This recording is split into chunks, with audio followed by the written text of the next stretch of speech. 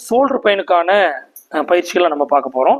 இந்த ஷோல்டர் பெயினில் வந்து பார்த்தீங்கன்னா ஒன்று இந்த இடத்துல வலி சொல்லுவாங்க, இந்த ஜாயிண்ட்டை வலி சொல்லுவாங்க, சம்டைம்ஸ் வந்து இந்த பின்னங்கழுத்து பகுதியினுடைய இந்த ஜாயிண்டில் இந்த இடத்துல வலி இருக்கும் ஒரு சிலருக்கு.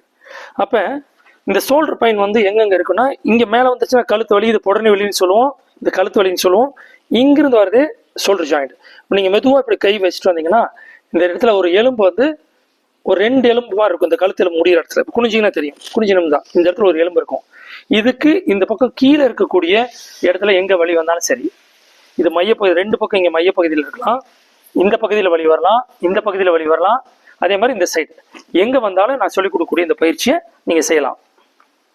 இப்போ என்னுடைய வந்திருக்கக்கூடிய ஒரு அன்பு சகோதரர், அவர் வந்து அவருடைய இடது கையில் வலி சொல்லியிருக்காரு, அதனால இடது கைக்கு நான் காமிக்கிறேன். அப்போ என்ன பண்ணணும், இந்த இடது கையை இப்படி நேராக நீட்டிக்கணும். ஃப்ரண்ட்ல எல்லாருமே செஞ்சு பாருங்க. ஆனால் நீங்கள் ரைட் லெஃப்ட் ஹேண்டை அப்படியே ஃபோல்டு பண்ணி இப்படி மேலே ஷோல்டர் லெவலுக்கு கொண்டு வந்து இந்த கழுத்துடைய பின்பக்கமாக வச்சுக்கணும். சமயம் எந்திரிச்சு அப்படியே பண்ணுறதையும் கவர் பண்ணிட்டு இதையும் எடுத்துக்கும். அப்படி கீழே வேண்டாம், இப்படி இது கொஞ்சம் மேலே இருக்கணும்மா, ஸ்ட்ரைட்டாக இருக்கணும். சூப்பர், கட்டு வச்சுருக்கேன். இந்த வலது கை இருக்கு இல்லைங்களா, இந்த வலது கையில் இந்த பக்கம் மடக்கி இதை பிடிச்சிக்கணும். இப்படி வச்சுக்கணும். கையில் வச்சாலும் சரி, இப்படி வச்சாலும் சரி வச்சு நம்ம என்ன பண்ணி இப்படி அமுத்துறோம். இப்போ அமுத்துறப்ப என்ன ஆகுது, இந்த கை மூவ் ஆகுது, கண்ணு கரெக்டாக கவரேஜ் ஆகுதுன்னு பாரு. இந்த மாதிரி இப்படி வச்சுட்டு இந்த இடத்த இப்படி நகுத்துறப்ப பின்னாடி தள்ளி போகுது, கொஞ்சம் தள்ளி போகுது இல்லைங்கன்னா, எவ்வளோ தள்ளி போகுது அங்கே பிடிச்சிக்கங்கண்ணா. ரைட், பிடிச்சி வச்சுங்க. இப்போ கொஞ்சம் மறுபடியும் இந்த இடத்த விட்டுட்டோம், மறுபடியும் இன்னொரு ட்ரை பண்ணுங்க, இன்னும் ஒரு தடவை தள்ளி பாருங்க, எவ்வளோ முடியுமோ அவ்வளோ தள்ளி பிடிச்சிட்டோம். இப்போ என்ன பண்ணியிருக்கோம், அந்த பின்னாடி இருக்க நரம்பு நல்லா இழுத்துட்டோம்.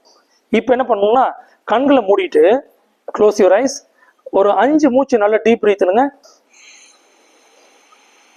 எந்த இடத்துல வலிச்சதோ வெங்கடாச்சலம்னா அந்த இடத்துல மனசு வச்சு முதல்ல இந்த சமவிருத்தி பிராணாயாமம்னு ஒன்று பண்ணீங்களேண்ணா, அது மாதிரி நல்ல நீளமான சுவாசத்தை உள்ள இழுத்து மெதுவாக விடணும். மூச்சு இழுக்கிறப்ப அந்த வலி இருக்கிற இடத்துல இன்னும் கொஞ்சம் ஒரு சில சமயத்தில் வலி அதிகமாகும் அல்லது கொஞ்சம் இதமாக இருக்கும். இப்படி பண்ணிட்டு இது என்ன பண்ணும், அப்படி ரிலாக்ஸ் அந்த கையை லூஸ் பண்ணிக்கலாம். 5 மூச்சு போதும். அப்போ அங்கே இழுக்கிறது ஃபீல் பண்ணிங்களாமா உங்களுக்கு அந்த ஷோல்டரில். இப்போ உங்களுக்கு வந்து ஸ்ட்ரக்சரே மாறி இருக்குது, நான் அதுக்கப்புறம் சொல்லித்தரேன் நான். இப்போ இது மாதிரி இப்போ இது இடது கைக்கு பண்ணாங்கன்னா, இப்போ ஒருவேளை சென்டர் பகுதியில் வலி இருந்ததுன்னா வலது கையும் இப்படி வச்சு இதே மாதிரி ஃபோல்டு பண்ணி பாருங்க, இப்படி கையை நேராக கொண்டு வந்து அப்படி மடக்கி இப்படி வச்சுக்கிறோம். இந்த கை வச்சு இப்படி தள்ளுறோம்.